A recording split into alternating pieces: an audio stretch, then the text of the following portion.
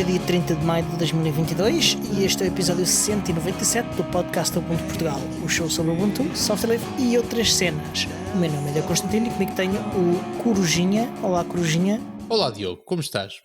Estou bem. E o Lavoisier, ça va? Ça va, nada se perde, nada se cria, tudo se transforma. Muito bem. Então... Menos a apresentação do Diogo. Reparaste que ele disse exatamente a mesma coisa que tinha dito há bocadinho. Estou bem, vírgula, estou bem. Pronto. É coerência, pai. Falta mais coerência no mundo, acho que é isso mesmo. Muito bem. Okay. Então, Monsieur Lavoisier, o que é que transformou esta semana? Lavoisier, até. Lavoisier.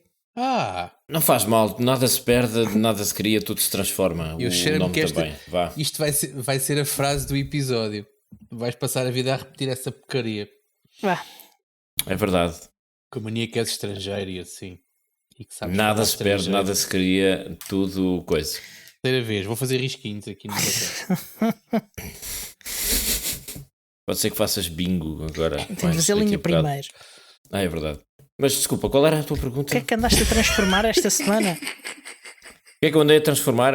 Estive a praticar alquimia e transformei Ubuntu para Raspberry Pi em Ubuntu para Raspberry Pi, mas com LXDE em vez de GNOME. Ok. E basicamente foi isso. Então meti na cabeça que queria instalar a nova versão do Ubuntu para Raspberry Pi só para dar umas voltinhas, ver como é que aquilo funcionava e tal. Consegui, muito lindo. E eu pensei, mas tu queres ver que eu vou conseguir usar isto no Raspberry Pi 4 com 4 GB de memória? E aquilo até corre mais ou menos, mas não, e até tive um momento em que eu disse, espetáculo, vou mesmo poder usar isto assim, vai ser ótimo, e aquilo engasgou. Engasgou. Engasgou, parou, congelou, ficou a olhar para mim, parado, durante 10 minutos, tive de mandar aquilo abaixo, tentei outra vez, a meia da sessão, a mesma coisa, e então decidi, se calhar foi este canso. Fui buscar o LXDE, instalei-lhe o LXDE por cima e agora, espetáculo. Mas ficou por está cima, tudo a funcionar. Por baixo? Ou seja, fizeste camadas. Sim, ou substituíste? É o Ubuntu. Não substituí, é o Ubuntu. E pus o LXDE em cima como interface. E depois quando vou fazer login só tenho de escolher qual é o... Escolho o LXDE. Ou seja, está lá o equipamento todo. Está lá a maquinaria toda, simplesmente está um grande motor de um grande da Ferrari, com suspensão toda XPTO e o interior todo de luxo, mas pus uma carroceria de um Trabant em cima. Não, parece um Trabant, mas é um Ferrari. Muito bem. Resulta, não é? Pronto. Faz-te feliz. E faz-me feliz. E resulta, está feito. Pronto. Alguma coisa que queres deixar de nota sobre alguma coisa que gostaste em particular ou que desgostaste em particular? Não, eu gosto de tudo. Gostei de tudo, está ótimo, está lindo, está rápido, está eficaz, está eficiente. O Raspberry Pi ali a bombar nas horas. Tenho apenas só um pequenino problema, assim, pequenino, assim, insignificante, assim, coisa aquecimento? pouca. Não, aquecimento espetacular. Então com o LXDE ainda menos. É só que tudo o que são snaps não aparecem no LX menu. No menu de navegação das aplicações do LXDE não aparece nada. Tudo o que é snaps não aparece nada. Não tenho atalhos para snaps nenhums. Ou seja, se eu quero correr um snap, tenho de ir ao terminal, escrever aquilo. Tenho de arranjar uma maneira de automatizar a coisa. Deve faltar no LXDE alguma automação para fazer isso. Pois, é possível que ninguém ainda se calhar se preocupou em fazer isso, então... Pois, é altamente Ou provável. então existe e eu não sei. Falta de um pacote qualquer. Eu acredito que a integração já esteja feita, mas como tu instalaste por cima, se calhar falta-te lá o LXDE, snap, support, plugin, cenas, coisas. Eu tenho sérias dúvidas que seja isso, pelo simples motivo que o LXDE em Ubuntu, portanto o Ubuntu já não usa o LXDE, e quem se preocupava com fazer as integrações do LXDE em Ubuntu era a equipa do Lubuntu. Assim sendo, pode ser, a mim parece-me mais que é uma coisa que está mesmo em falta, que não foi feita, porque não sendo um pacote do main, A equipa do Ubuntu também não fez, e pelo que eu vi esta semana, não há ninguém a manter ativamente o LXDE no Ubuntu. Portanto, ele é integrado automaticamente e os bugs são corrigidos durante a fase de desenvolvimento da release, mas após isso não é ativamente mantido. O que vier do Debian automaticamente, que alguém ponha para lá, vem, mas não há ninguém no Ubuntu a manter ativamente. A vantagem é que o LXDE é relativamente pequeno e simples, e por isso não tem frequentemente grandes bugs para ser corrigidos, nem bugs de funcionais, nem de segurança. Portanto, também não tem um impacto muito grande nos utilizadores. É triste, mas pronto, o LXDE é o avôzinho que as pessoas vão ver ao lar de 15 em 15 dias, não é? Está lá esquecido. Mas vão ver de 15 em 15 dias, não está esquecido de todos. Os que estão esquecidos são aqueles que nem sequer lá vão. São visitados, que infelizmente há bastantes. Sim. Pois. Menos quando morrem, mas depois chega-lhes à herança e às partilhas e não sei o que, e aparece toda a gente. Mas não é sobre isso que o podcast versa. Portanto, desviei a conversa rapidamente. Exatamente. Olha, então eu, quando o Miguel disse que ia fazer esta experiência, eu fiz uma experiência parecida. Espera aí. Miguel, mas foi uma experiência ou foi um assunto sério? É que eu pareceu-me que foi um assunto sério. Não foi uma mera experiência. Não, é um assunto sério. Mas começou como sendo uma experiência, não é? Espera aí, pessoal, espera aí, para tudo. A LXDE não é só para as férias, é para o resto da vida. Eu não deixo o interface do Ubuntu na rua quando vou de férias. Não se abandona o interface. Não é do LXDE que eu estava a falar. Eu estou a falar da instalação no Raspberry Pi 4. A instalação Raspberry Pi. Claro que sim, um Raspberry Pi não é só para as férias. Pronto. Mas eu resolvi fazer uma experiência e instalei o Ubuntu num Raspberry Pi 4 de 8 GB. Lá. Sempre mais umas pinguinhas que os outros.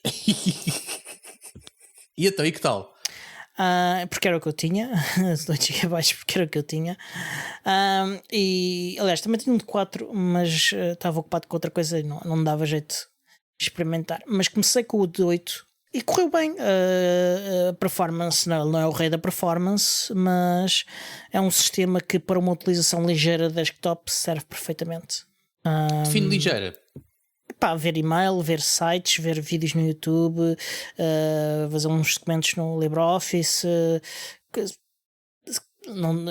Quando queres dizer que não é ligeira, quando queres começar a fazer coisas como virtualização e essas coisas muito intensivas, em termos de performance, aí sim, aí há claramente limitações, mas para utilizações ligeiras dá perfeitamente, para um dia a dia e para coisas simples dá perfeitamente. Não é o rei da performance, obviamente. Não vi nenhum engasganço como o Miguel viu. Se calhar aqueles 4 GB de RAM fazem alguma diferença, ou algum software que ele tem que eu não tinha instalado e que causou aquilo, ou algum bug que entretanto fui corrigir, porque eu também instalei o Ubuntu 1 ou 2 dias depois dele, e sim, funciona. Agora eu diria que eu não cheguei a instalar depois disso no 4 GB, porque achei que pela experiência de 8 GB que seria provável que em 4 GB já fosse sofrível. Acho que o 8 GB é o limite. Pelo menos o meu limite. Aquilo, com a utilização que eu lhe dou, 4 GB chega e basta, porque eu uso no máximo 2 Sim, mas estás a falar de usar o LXDE, não é? Eu não. Sim, o Ubuntu standard. Mesmo assim, com o GNOME não notei assim uma utilização por aí além. Não encheu aquilo. Se começas a usar o Firefox a sério, começas a encher. E era normal que encha, e é expectável e desejável que encha, porque a RAM é para ser usada, porque a RAM é sempre mais rápida do que os acessos ao disco. Portanto, algo que está em RAM é algo que vai sempre funcionar mais rápido. Portanto, tu és aquelas pessoas que não gostam de desperdiçar RAM, não é? Já que comprei 8 GB, vou usar tudo. Para usar, exatamente. Sempre no Redline. Sou eu e os kernel developers. Tu és aquela pessoa que vai ao restaurante e se não acaba a refeição, vira-se para o empregado assim: olha, traga-me uma caixinha para levar aqui os restos, faz favor. Por acaso não sei nada disso. Que eu paguei para levar tudo. Até acabar de comer a última azeitona. Também não. Nem que sejam 5 da tarde e as pessoas já estejam a querer pôr as mesas para o jantar e o Diogo está lá ainda, não, paguei isto tudo, a dose era com isto, 17 azeitonas é o que eu tenho que comer, já ainda só comi 16. A cena em que eu sou mais picuinhas nos restaurantes é que eu não gosto de buffets. Não gosto? Sério? Não. Isso, acho que isso estava um episódio inteiro. Pronto. Mas queres elaborar em 30 segundos? Só para a gente não ficar aqui nesta expectativa? Não preciso de 30. Eu pago é para ser servido, não para eu ir trabalhar. Ok. Então percebo. Então rodízios na boa. Rodízios, ou seja, buffet. Rodízios quando a carne vem à mesa, tranquilo. Também não sou muito apreciador, mas sim, mas é funcional. O rodízio é o equivalente do quê? Do swap no disco? Não sei, vamos pensar nisso para o próximo episódio. E acho que é mais. Sim, eu não consigo responder assim também, exatamente. Espera aí. Mas, Tiago, podes responder-nos o que é que andaste a fazer esta semana? O que é que eu andei a fazer esta semana? Claro que sim.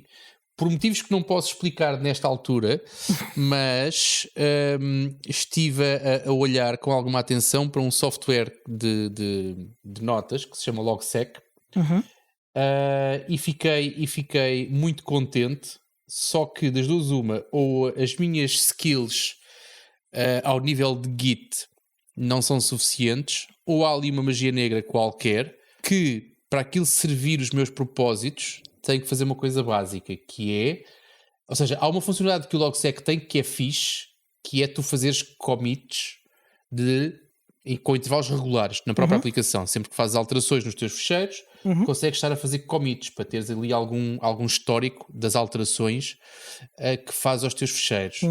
Que é uma coisa que para mim me serve perfeitamente e que me evita ter que usar a Nextcloud, isto prevendo que a Nextcloud, usada por várias pessoas, e é uma coisa que eles dizem, malta do Logseq diz, que é, tenta não abrir duas instâncias ao mesmo tempo, é porque eles sabem perfeitamente o molho que aquilo pode dar. Numa Nextcloud, que aquilo é sincronizado em tempo real, é molho vezes 2. Portanto, houve uma parte que foi instantânea, que é tu chegas, ativas uma opção, de 60 em 60 segundos tens um commit das tuas alterações e eu fico satisfeito com isso. Qual é o problema? O problema é que eu quero que o push para um repositório remoto seja feito também de forma automática. Não queria fazer um cron job, queria fazer um post-commit hook. Não sei se já usaste isso alguma vez, Diogo. Já não usei há uns tempos, mas já usei, sim. Pronto. Não sei se alguma vez o fizeste para fazer push dos teus commits locais. Sim. Pronto, então vais ter que certamente me explicar qual é a tua receita, porque eu fiz exatamente isso e os commits continuam a ficar locais e não são empurrados para o meu... Eu já não me lembro, portanto remoto. Vamos ter que ver isso, porque eu já não faço há tanto tempo para não me lembrar disso. Eu fico confiante com os teus sábios ensinamentos, portanto acho que o problema vai ficar resolvido com a tua ajuda. Eu chego ao ponto de... Eu questionei o próprio hook e fiz aquela coisa básica que se faz, que é pões um print, pões um echo no script do hook, para ver que aquilo está a funcionar. E a parte ridícula é que tu tens, ou seja, o echo funciona perfeitamente. Portanto, a cada commit que eu faço, o post commit funciona perfeitamente no echo. A linha anterior, que é um git push, se for executado, ou seja, se eu executar o script, também funciona, mas por algum motivo, quando é hooked, não funciona a linha do push. Portanto, este é o grande mistério. Já tinha saudades. Eu acho que já passei por isso. Acho que já passei por isso também. Pronto. É por isso que eu acho que estou em boas mãos. Portanto, não será certamente para este episódio, não é? Pelo menos durante o episódio, mas tenho esse pequeno problema. Isto porquê? Porque eu acho que até estava a falar com alguém, a pessoa que me introduziu, que me pôs o bichinho deste Logseq. Eu digo pôs o bichinho porque eu já tinha olhado para o Logseq aqui há uns meses, mas aquilo na altura não me cativou por vários motivos, certamente. Eu não demorei muito tempo até o descartar. Nesta altura falei com a pessoa e a sugestão natural é fazeres um cron job, não é? Ou similar, mas eu queria uma coisa que fosse explotada por Pelo commit é o que faz sentido, ou seja, quando tens commits aquilo acontece, não faz sentido eu ter um cron job que corre, nem que seja de hora a hora no meu computador, quer eu esteja a usar um software, quer não esteja. Estou a falar de um desktop, não estou a falar de um servidor, portanto faz todo o sentido, pelo menos para mim, esta condição. Sim. Mas em termos de notas, parece-me muito interessante. Tem uma parte que me agrada bastante, que é a parte de as notas puras e duras estão em ficheiros Markdown, portanto eu posso sempre usar aquilo onde me apetecer sem estar trancado a um software específico, não é? E a maçada que tu tens quando sais de uma solução de teres que exportar os teus dados, portanto, não existe isso, portanto, aquilo são ficheiros Markdown que podem ser... ou seja, eu posso pegar nos ficheiros Markdown que uso agora para notas e tê-los diretamente nos meus blocos, aquilo tem um conceito, eu não me lembro do nome daquilo, uma espécie de notebooks, onde eu posso juntar os ficheiros que já tenho atualmente, porque a delícia de tu teres ficheiros standard é que podes usá-los em múltiplos contextos. Mas pronto, olha, andei por aqui, ainda não estou 100% satisfeito, acredito que esta parte do push seja resolvível, mas neste momento ainda não é. E entretanto, como isto é feito as semanas muitas vezes são feitas de fracassos e de sucessos. Aqui há uns tempos falei que tinha feito que tinha sido convidado para desenvolver uma solução que fosse de partilha, não é bem uma partilha comunitária, mas é uma coisa aproximada a isso, de redes WireGuard, de servidores de redes WireGuard. Aquilo era um desafio que me foi lançado, mas que era uma prenda que eu ia oferecer a alguém. Nesse sentido, queria oferecer a prenda da maneira mais simples possível em termos de código, não queria que fosse uma coisa feita configurada manualmente, para poder dotar a pessoa a quem eu vou oferecer essa prenda de plenos poderes para poder gerir a coisa dali para a frente. É por isso que é uma prenda que se oferece, não é alguém ficar dependente de mim, nem a pessoa ficar dependente de mim, nem eu ficar agarrado a sempre que seja preciso alterar alguma coisa, a pessoa ter que me chatear para fazer isso. Não seres o helpdesk. Exatamente, não quero. Nesse sentido, tentei fazer, ou seja, basicamente a forma era muito simples, era ter um LXD host com uns quantos containers lá dentro, e cada container teria depois a sua própria instância de WireGuard, que era gerida de forma independente. Inicialmente comecei a fazer tudo usei o Ansible, já falámos aqui algumas vezes sobre Ansible, para poder, lá está, usando apenas um stack de variáveis, ou seja, com 3 ou 4 linhas num ficheiro, a pessoa a quem eu ia oferecer esta prenda ia conseguir lançar uma nova instância de WireGuard pronto a funcionar.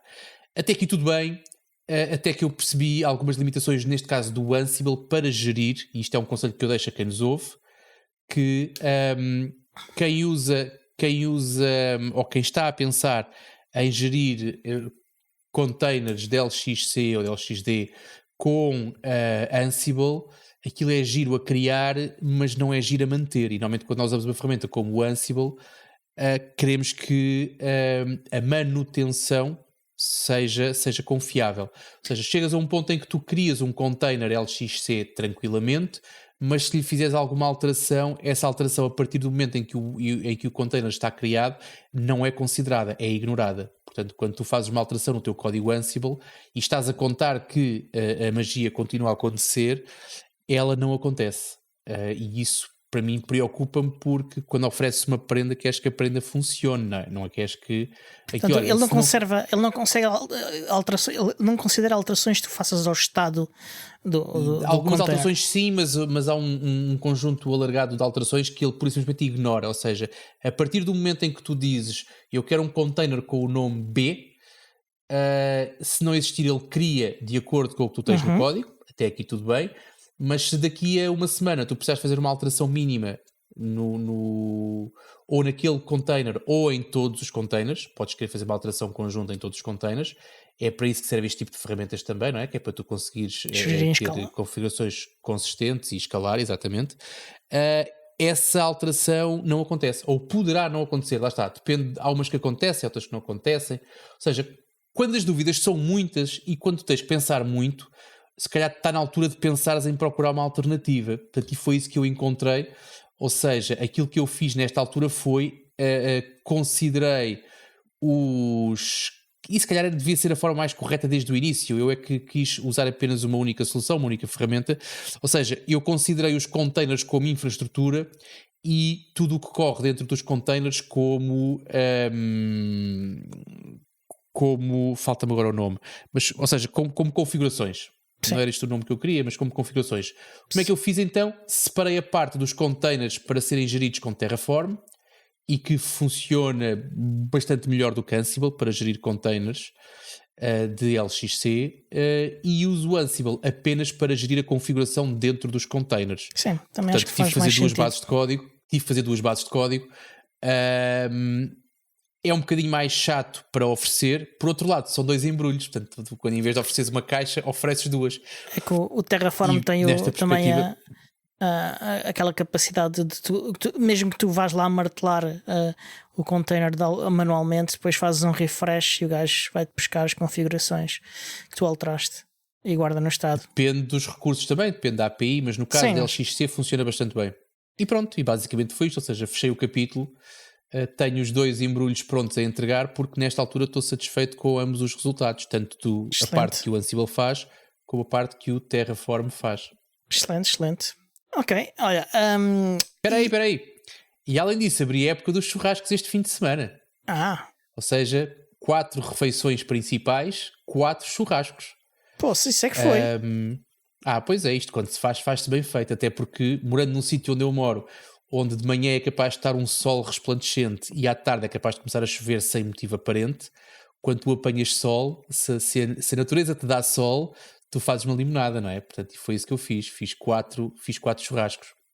Pensava que tinhas feito 4 limonadas. E churrasco é churrasco ou é uma metáfora para uma coisa qualquer relacionada com notas?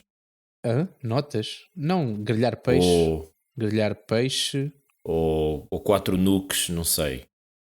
Isso é o Diogo. 4 nukes, churrasco é o Diogo. Já vamos ouvir a semana dele. Eu já disse além a minha do semana. Raspberry Pi, já? Foi. Só isso? Foi só isso. Não compraste nada esta semana? Nada. Nadinha. E... O gajo não é o Diogo. Por isso é que ele tem a câmara desligada. Quem és tu e o que fizeste ao Diogo? Exatamente. Olha, o que eu fiz ao Diogo não sei, mas sei que tivemos uma sugestão de um dos nossos patronos. Eu, como não pedi autorização para dizer o nome dele, não vou dizer. Ele fez uma sugestão de criarmos uma espécie de dossiê sobre temas, vários dossiês temáticos, em que juntávamos um conjunto de episódios dedicados a um tema e gravávamos esses episódios e ficava como um dossiê sobre esse tema, em que íamos desde as coisas mais básicas às mais complexas sobre esse tema.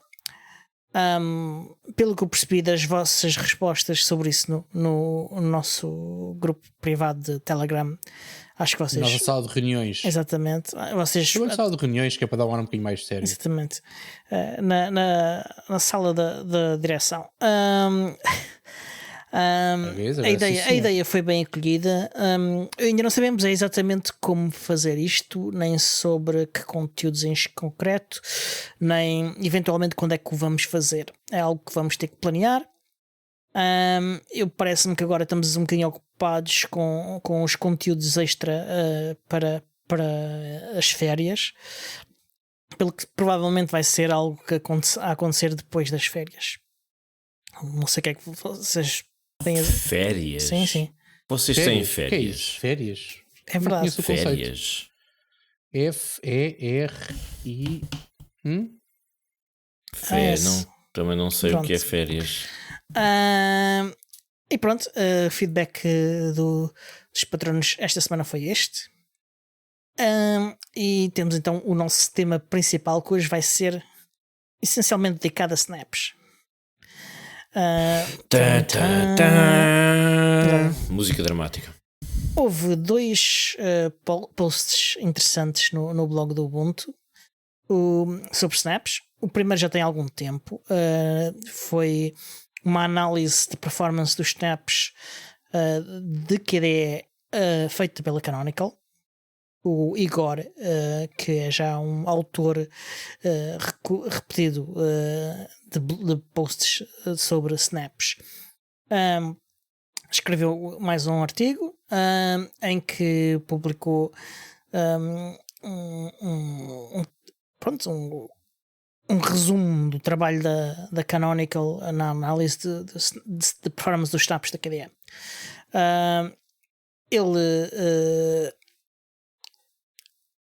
Ele diz que há uma coisa que é essencial para qualquer aplicação, que é a experiência que o utilizador tem ao utilizar esse software. E isto é algo evidente e que vemos que há utilizadores com razão e outros às vezes sem razão, que têm queixas de algumas aplicações, pelo menos, que estão empacotadas como Snap. Queixas? Sim. Quais queixas? Não há queixas. De performance. Não, camarada, não, está enganado, camarada, não há queixas. Há observações pouco pertinentes, não é queixas. Muito bem. Então alguém fez uma observação de que há uma... Pouco pertinente, esqueceste a parte do pouco pertinente. Pronto, um pouco pertinente sobre a performance dos snaps. E isto deriva em boa parte, mas não exclusivamente, depende do caso em concreto, mas na generalidade de os snaps serem um sistema de ficheiros que está comprimido. Ok? E obviamente que quando um snap arranca, ele tem de descomprimir o conteúdo e isso demora o seu tempo. E isto, claro, é uma barreira adicional à performance. E que em conjunto com as várias layers de segurança dos snaps podem adicionar a uma experiência que não é a ideal. Mas olha, posso perguntar-te uma coisa? Tu percebes mais disto do que eu. Ou para um Lego como eu disse Lego, não disse Lego, atenção. Sim. Por acaso ia perguntar exatamente se estavas a sentir-te como uma pecinha de Lego. Sim, não pisem, que dói bastante. Ui. Mas porque é que isso é uma coisa que me intriga? Porque é que os snaps são comprimidos? Qual é alguma vantagem óbvia nisso para além da poupança de espaço? É a poupança de espaço. É só por causa disso? É um bocado estranho, não é? Não é. Mas há uma diferença assim tão grande. A diferença que a compressão... muito grande mesmo. Consegues dar-me um exemplo? De cor não, sim. De cor não consigo dar, mas há snaps em que, por exemplo, acho que a do LibreOffice, acho que a diferença chegava mesmo às centenas de megabytes. Centenas de megabytes. Mas, Diogo, e também que falas sobre isso, mas quando tu abres o LibreOffice, ou seja, qual for a aplicação, essa descompressão acontece. Portanto, durante o tempo em que tens a aplicação aberta, tu tens o espaço ocupado pelo ficheiro comprimido e também o resultado da sua descompressão. Não necessariamente. Então, porque isto funciona com... Isso é difícil de explicar, caramba. Mas... Tiago, já estás a fazer perguntas inconvenientes. É verdade. Não. Mas não foi uma crítica, hein? Não foi. É verdade. É uma pergunta inconveniente. Mas os ficheiros do Snap nunca ficam descomprimidos no sistema de ficheiros. Então ele descomprime para RAM? Ele descomprime para memória em geral, não necessariamente RAM. Já percebi porque é que tu gostas muito de ter os 8 GB. Parte fica em RAM, parte... É para ajudares os snaps a descontrair, a descomprimir, a fazer churrascos. Mas se fores ver no teu sistema, tu tens vários sistemas de ficheiros que quando tens o sistema desligado, se por exemplo ligares como o teu disco de root a uma outra máquina, vais ver que não existem todos aqueles caminhos que existem quando tu corres o teu sistema mesmo e por exemplo que fazes um DF, coisas como o Proc File System, coisas como outros o SYS e outros sistemas de ficheiros, e é algo parecido. Os snaps usam algo parecido com isso. Ou seja, está lá na sua caixinha, tu desembrulhas quando precisas usar, voltas a meter na caixinha quando já não precisas. Sim. Mas quando tu tens um problema de desempenho associado à descompressão de uma aplicação que vem comprimida e que é descomprimida para ser usada, eu continuo com o mesmo problema. Lá está, nada se perde, nada se cria, tudo se transforma. E não há milagres. Bingo! Vês? Mais um risquinho, 4.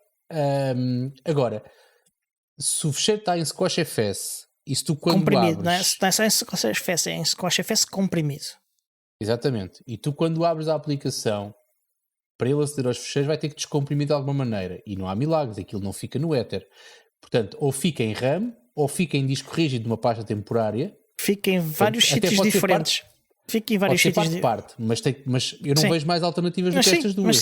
Mas não ocupa permanentemente espaço, é isso que eu queria dizer.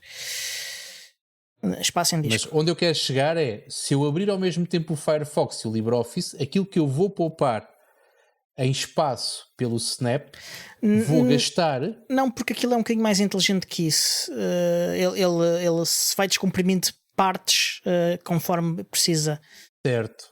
Não estou a ver como, mas vou confiar em ti, Diogo. Mas pronto. Agora, onde eu quero chegar é aquilo só te poupa espaço quando está em repouso, ou seja, quando está at rest.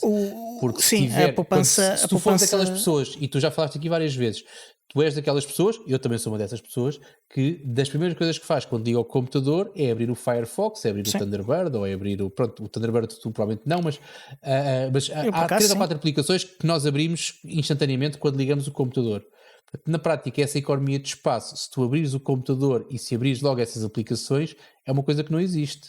Porque as aplicações estão constantemente abertas, ou seja, eu ter o meu computador ligado significa que tenho o Firefox ligado, ponto. Eu acho que não me interessa nada que eu tenha um Squash FS há mais nuance aí, comprimido. mas eu não te consigo explicar tecnicamente o que está a acontecer, mas há mais nuance aí, não só pela forma como ele não está a descomprimir totalmente tudo o que lá está, e também com a forma como ele gera isso. Portanto, não há tanta poupança como quando ele está desligado, mas ainda assim há uma poupança. Mas se ele não descomprime tudo, aqui vai descomprimindo à medida que vai precisando, não bate certo com as opiniões inconvenientes de algumas pessoas que dizem que o tempo ou seja, do clique até que abre a aplicação, a tal descompressão, que é bastante significativo. Eu explico já porquê, se quiseres. Deixa-me só continuar e depois explicas tudo de uma vez, talvez seja mais fácil. Portanto, se não existe uma descompressão total do Snap, o tempo de arranque da aplicação é estranho. Se ele vai descomprimir e vai precisando, é estranho. Por outro lado, aquilo que se costuma dizer que é, e o Firefox é muito falado neste exemplo, que aquilo que se nota de diferença de desempenho é única e exclusivamente no arranque do Firefox. Se ele a seguir com a navegação, ou com a utilização, esquece a navegação, com a utilização do Firefox, se ele está a descomprimir constantemente peças que precisa, ele deveria ter um desempenho inferior. Mas a resposta tem que ver com a forma como cada aplicação funciona. Por exemplo, no caso do Firefox, o Firefox, quando arranca, faz questão de carregar montes de coisas. E isso faz com que montes de coisas tenham sido descomprimidas. E já vamos falar mais adiante sobre isso. Certo. E isso faz com que acabe por ser quase todo o pacote descomprimido. E isto acontece também com outras aplicações em diferentes escalas. Então, só uma pergunta. Diz, Miguel. Pode parecer uma pergunta estúpida, mas imagina que eu, por exemplo. Olha que algumas perguntas que eu faço podem ser muito estúpidas. Mas, não estou a dizer que são as do Miguel, mas há muitas perguntas estúpidas também. Atenção, é uma categoria tão válida como outra qualquer. Tantas. Mas imagina que eu não me importava de sacrificar espaço no disco e gostava de instalar snaps que não estivessem comprimidos. É possível fazer isso? Posso ter essa opção? Caraças. Não, assim, sim e não. Se quiseres ter montes de trabalho a gerir snaps, tu, em vez de deixares o Snapd fazer o que ele faz automaticamente, em teoria podes ir buscá-los, comprimi-lo, retirá-lo dentro do Squash FS ou meter para lá automações para montares os Squash FS e acederes às coisas todas.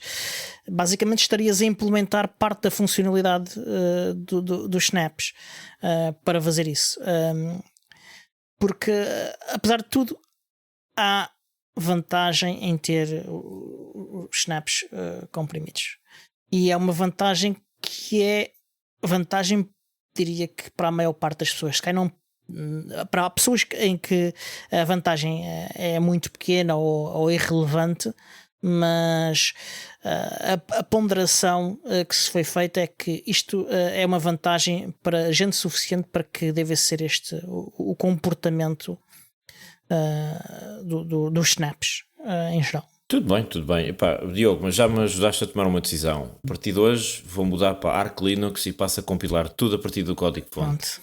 Para ter menos trabalho. Exatamente. Muda para o erros, não precisas. O erros, está ótimo.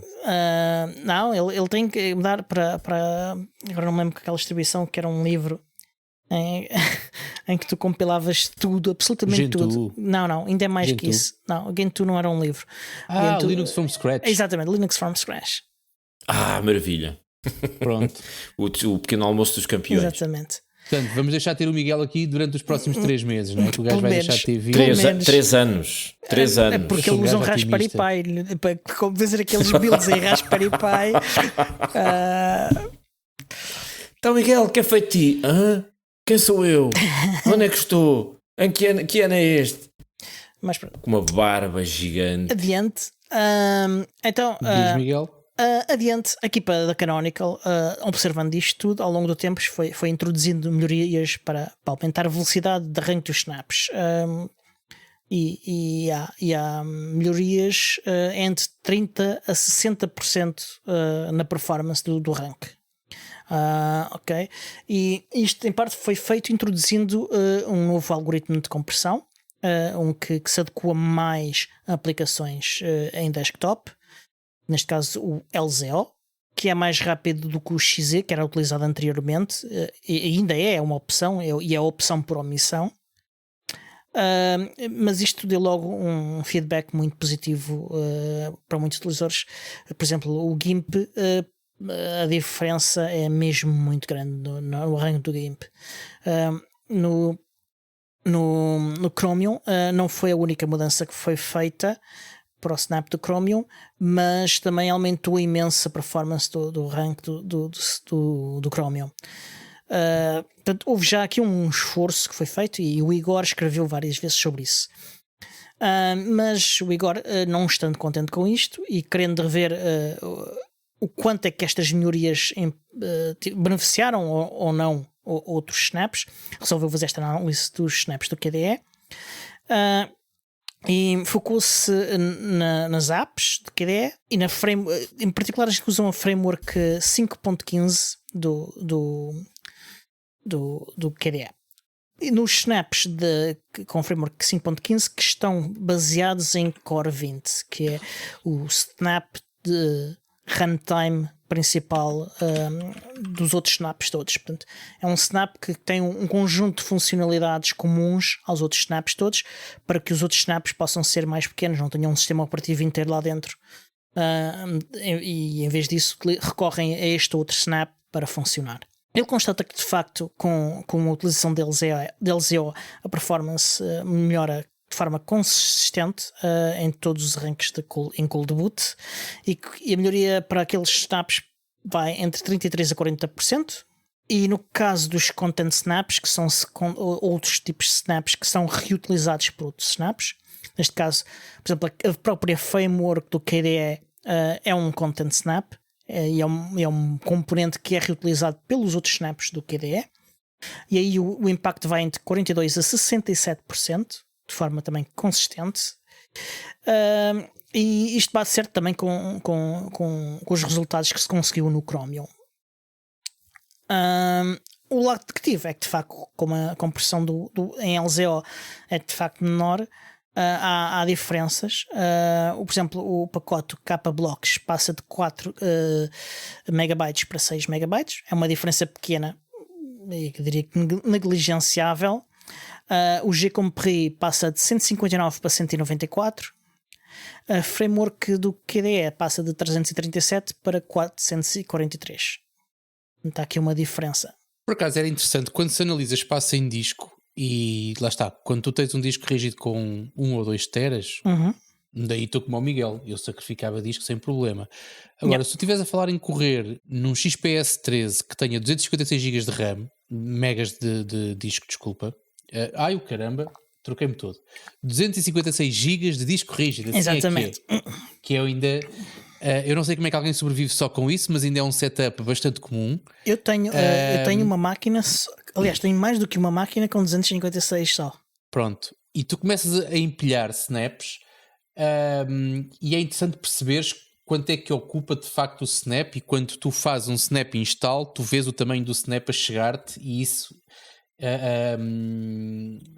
joga, ou seja, tem aqui um fator que é importante, que é o tempo de download e o tempo e o armazenamento daquilo. Sim senhor. Agora, acho estranho, da mesma maneira como eu te fiz essa pergunta, Diogo, e estava à espera que tu me tivesse um bocadinho mais de informação, não me desse uma resposta tão vaga, era para mim interessante saber quanto é que o Firefox, ou quanto é que o GIMP ou o G-Compris ocupam realmente quando estão em uso. Ou seja, quanto do meu disco rígido é que eu tenho que ter disponível, porque tu, com um disco rígido de 256 GB, que tenha, e facilmente tu consegues ocupar 150, 180, 200. Com softwares com algum tamanho, se tu abrires 3 ou 4 ao mesmo tempo, arriscas-te a encher o disco com a tal descompressão. Eu gostava... Mas não acontece. Ou não. Pois não sei. Não tens dados, nem eu tenho. E isso eu posso dizer com anos de utilização de snaps, estou a usar snaps desde do 16.04, quando ainda tínhamos que instalar o suporte para snaps porque ainda não estava pré-instalado, e estou a usar snaps desde essa altura em máquinas em que de facto tem um disco de apenas 256 e não é de todo um problema. Nem sequer notas.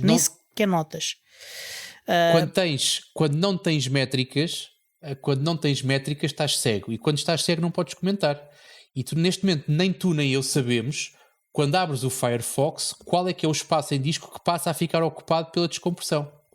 Pelo menos foi isso que tu me disseste.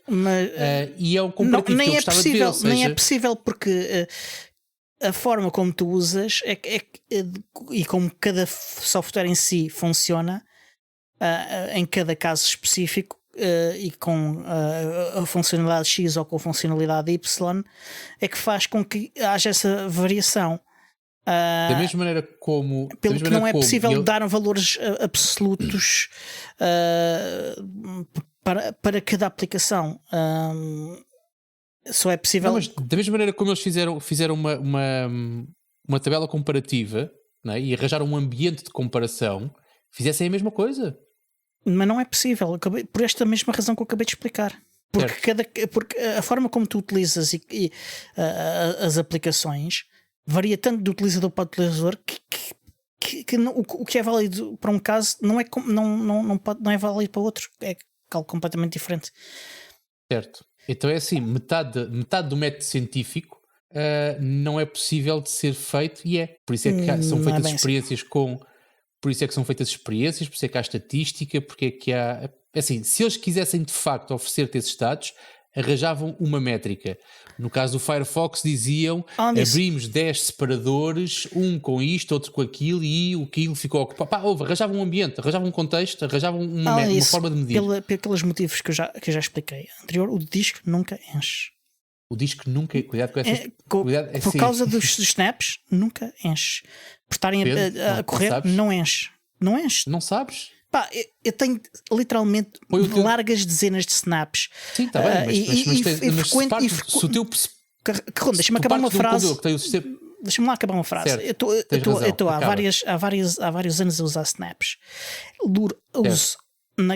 Tenho máquinas em que só uso snaps. É o sistema base, e todas as aplicações que uso são snaps.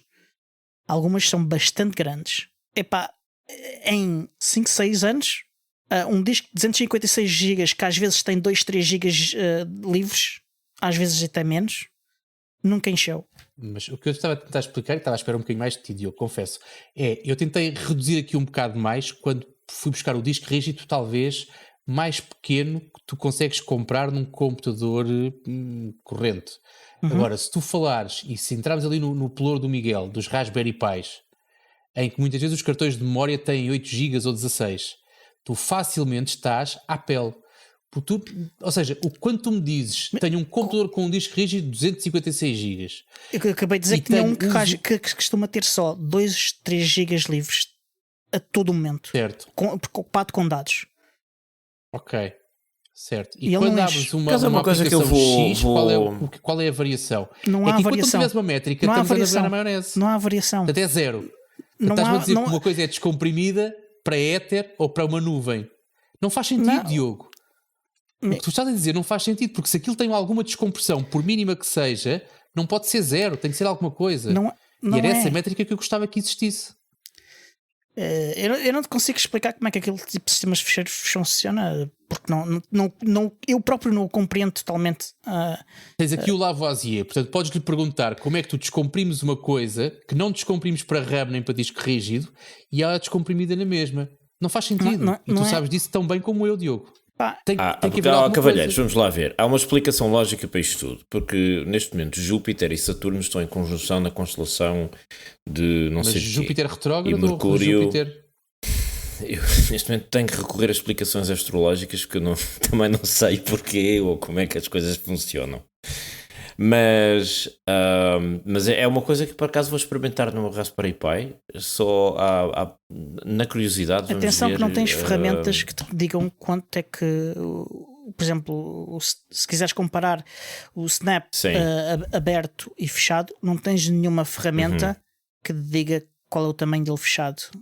Mas eu não consigo ver, por exemplo, numa ferramenta de análise de disco quantos megas estão a ser ocupados, por exemplo? Não. Pelo Snap, quando está fechado, não. O sistema, a forma de como o kernel funciona, ele diz-te o valor do qual o espaço que ele ocuparia se estivesse aberto. Tudo aberto. Há ali umas magias negras a acontecer a nível do kernel que fazem estas coisas acontecer. E é por isso. E como eu estou a dizer que são magias negras, porque eu não entendo totalmente como é que aquilo funciona. E portanto não vou dizer que entendo, porque não entendo. E isto faz com que coisas que parecem que são impossíveis de acontecer não aconteçam de facto. Então pronto, esta semana vou correr o Raspberry Pi, vou pôr uns diagnósticos a avançar, vou matar uma galinha preta com cachaça na lua cheia. Vais matá-la com cachaça? E ver se consigo. Com cachaça? Claro, não, a cachaça é para mim, a galinha preta é para o churrasco. E depois vou à casa do Tiago, fazemos um churrasco de galinha preta com cachaça. Não desfaças à lua cheia. Não desfaças não torças as patas com muita para não moer os ossos. Tá, é só o que eu te peço. Pronto, okay. Adiante. Este foi o primeiro post.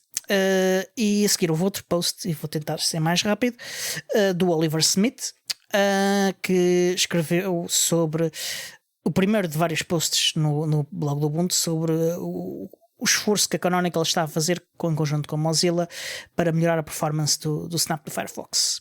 O Oliver Smith, para quem não sabe, é um Product Manager da Canonical. Ele falou um bocadinho da decisão que já aqui falámos também, o que é que levou à decisão de se passar para um Snap, e foi uma decisão feita pela Mozilla, à qual a Canonical pelo menos não se opôs. Ou se calhar não pôde. Também não pode, porque caso contrário não tinha licença para poder distribuir o Firefox. Pelo menos o Firefox com o nome Firefox. Já falámos aqui amplamente sobre isso. Exatamente. E ele reforça que apesar de tudo há vantagem nisto. O confinamento, que é algo particularmente importante para uma ferramenta que interage de forma tão intensiva com a internet, e aí é normal que o confinamento seja especialmente importante. Os updates chegam-nos mais rapidamente, e eu noto isso. Por exemplo, quando a Mozilla anuncia uma nova release de Firefox, eu quando vou ver já está instalado, e era comum demorar 1-2 dias anteriormente.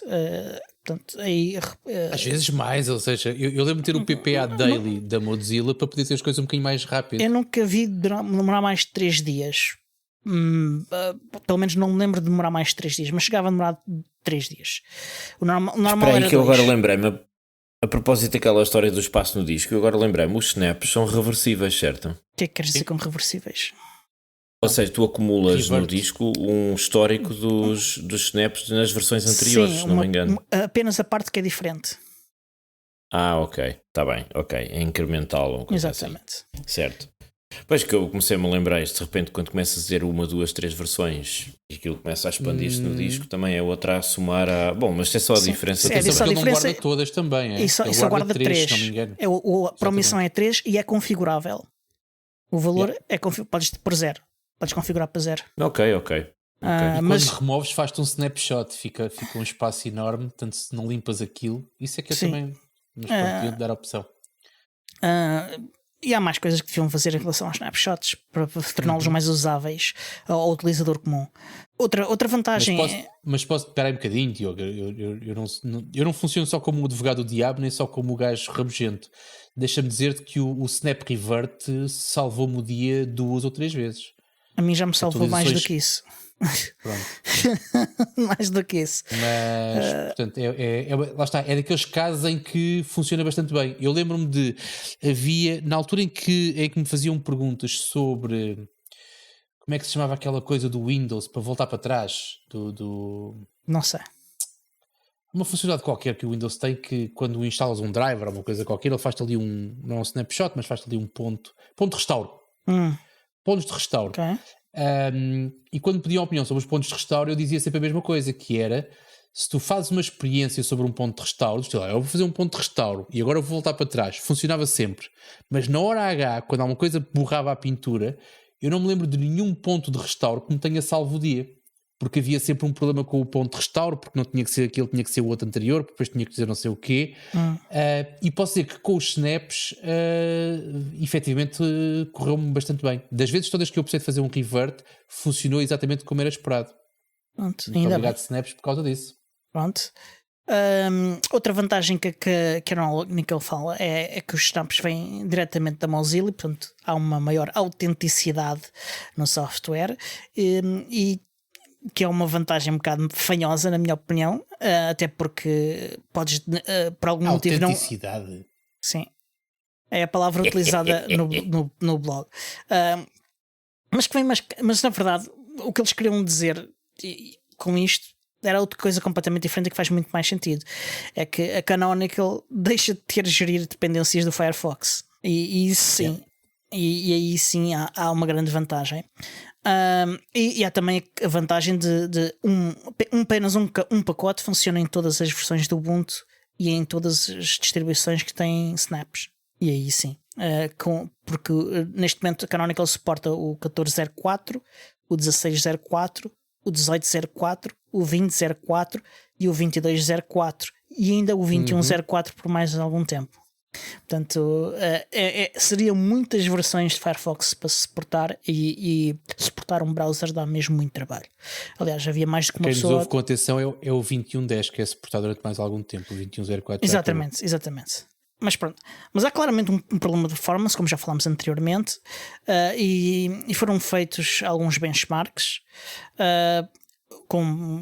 olhando para a performance de arranque a frio e ele é particularmente lento ainda no primeiro arranque de todos. Quando tu instalas o sistema operativo ou instalas o pacote pela primeira vez e arrancas o browser pela primeira vez, ele ainda é mais lento do que quando arrancas apenas após um reboot ou quando inicias o teu dia de trabalho e ligas o computador. E a Canonical fez várias medições e utilizou, por exemplo, um Dell XPS 13 de 2019, um ThinkPad X240 e um Raspberry Pi 400 que não diz ali, mas ele tinha 4 GB de RAM. Espera aí, há algum 400 que tenha mais do que 4? Acho que eu nunca tinha visto. Pronto, não sei. Com 8 pelo menos não vi. O 400 não é setup único, ou seja, não tem variações, pois não? é aquilo e acabou. Eu nunca vi variações, de facto, acho que só tem mesmo 4. Então, exatamente. E é o tecladozinho e está a andar. Nós até falámos aqui que devia ter mais 4, mas eles nunca fizeram nada diferente daquilo que era o OS 400 e acabou. Pronto. Fiquei com a ideia de que eles estavam a querer ver-se livres de chips que eles tinham lá. Não, porque eles tiveram de fazer chips novos só para aquilo. É? Correu-lhes mal. Estava completamente enganado. Então foi a redução de custos, se calhar. Eu acho que não. Mas pronto. E eles mediram o rank, o primeiro rank, que eles chamaram o Cold Purge. O Cold, que é o rank a frio, e o rank a quente. Que é quando já arrancaste anteriormente o Firefox naquela sessão do sistema. E a diferença é bastante grande. Em alguns casos nós vemos que a diferença é de algumas dezenas de segundos, não só entre cada máquina, mas também entre cada uma dessas situações possíveis. E depois podem ver no blog os números, mas o pior número deles todos é o do Raspberry Pi 400 em Purge. Difamação. Ele demora aproximadamente 38 segundos a arrancar. Além disso, foram feitas Firefox? Sim, pela primeira vez. 38 segundos. Quando arranca pela primeira vez. Além disso, foram feitas diversas experiências com configurações diferentes, com diferentes releases de Firefox, com o Firefox confinado ou desconfinado, fora do Squash FS, com diferentes perfis da Armor, com Raspberry Pi de 4 GB, com vários portáteis, além daqueles, com hardware ainda mais diverso. E procuraram informação em específico sobre a utilização de CPU, quais são as threads que estavam a correr e que estavam ativas durante mais tempo durante o arranque, o que causa mais input e output, que caches são geradas ou regeneradas quando ele arranca e qual é o estado da aceleração de GPU em cada um destas configurações. Estás a ver que dá para fazer contextos para tirar métricas do Firefox, Diogo? Para casos específicos. Sim, claro, exatamente. Método científico é uma coisa básica. Sim, mas isto não é aquilo que estavas a dizer. Nenhuma destas coisas medidas foi aquilo. Claro, exato. Faltou essa métrica. Se eles tinham pegado nesses contextos todos e adicionado uma métrica que era espaço em disco neste momento... Mas aí não estás a adicionar o fator de utilização pelo utilizador, que é feito de forma diferente. Sim, está bem, mas é naquele contexto. Se naquele contexto as métricas todas que eles retiraram tivessem tirado também o espaço efetivamente ocupado naquele momento, pá, tinhas alguma coisa? Eu não acho que seja assim tão relevante, nem acho que seja válido o suficiente. Seria necessário fazer isso numa escala gigantesca para que fosse estatisticamente da mesma maneira válida. como se estivéssemos a falar de outra coisa qualquer. Eu dizia exatamente o mesmo e eles arranjaram um conjunto de contextos e tiraram métricas nesses contextos. Não. Eles procuraram atividades específicas. Lá está, contextos. Exatamente. Não, atividades específicas. Como tu dizias há bocadinho, que estas coisas utilizadores. Estas coisas durante o arranque não variam. São sempre iguais. Sim. A única coisa que varia ali é o hardware e, por exemplo, a build de dependências para diferentes arquiteturas. Claro, sim. O que é diferente da utilização por um humano. É muito diferente. O code path é o mesmo. Sim, isso é como qualquer benchmark. Tu fazes um benchmark e as métricas, os gráficos do benchmark não têm nada a ver com a tua utilização daquele equipamento. Então, é uma coisa que acontece, por exemplo, com a análise de hardware. Agora, é um benchmark, é uma métrica. É uma comparação. Percebes? É uma métrica de referência, uma espécie de amostra de controlo para outros contextos. Uma métrica de base. Uma que fosse válida e é que está a diferença. Teria que recolher informação sobre a utilização do Firefox para que se pudesse determinar qual ou quais seriam as que seriam válidas para funcionar como referência. E isso não me parece que seja possível. Porquê que usaram estes contextos e não usaram outros distintos? Isto tem... porque sim. Não, não é porque sim, porque isto é o que causa... o que eles procuraram aqui foi procurar estas métricas que não têm a ver com a forma como tu utilizas as coisas. Estou a falar das diferentes variações, ou seja, eles foram buscar arquiteturas, foram buscar equipamentos, foram buscar uma série de coisas que eles consideraram como válidas e foram buscar, lá está, como dizia o Não, eles foram para procurar valores de referência, a maior variação de situações possível para ver o que é um problema, por exemplo, específico de ARM, ou um problema específico que tem a ver com e vamos lá ver, com drivers. O que é diferente é diferente. E queres-me dizer que se eles quisessem dizer assim, se abris o Firefox e fores ver um vídeo de 4K no YouTube, a métrica é esta. Se abris o Firefox e entras no Gmail, que eles gostam muito do Gmail, a métrica é esta. Eles não conseguiam inventar este tipo de contextos?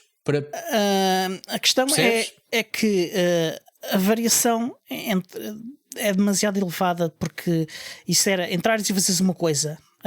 Normalmente tu entras no browser e fazes milhares de coisas diferentes durante uma sessão. Não, mas sim, eu sei, mas esquece. Então, mas não esquece, porque cada uma destas coisas. Mas quando queres valores de referência, eu também num XPS 13 nunca tenho aquilo instalado, ou seja, eu nunca acabo. Eles fizeram isto certamente acabando de instalar o sistema operativo. E quantas vezes é que tu tens o sistema operativo acabado de instalar? 1 minuto. Porque ao fim de 1 minuto já tens o teu software, as atualizações daquele dia, mais um pacote de linguagem. Mas não foi isso que eles fizeram só. Mas o que eu estou a dizer é que se me deixares acabar 22 é diferente do teu Ubuntu 22. A partir de quando? A partir do momento em que tu instalas um Chromium e eu não, por exemplo. Logo aí o teu sistema já é diferente do meu. Agora, eles arranjaram uma forma de uniformizar para tentar extrair resultados. Chama-se método científico, lá está.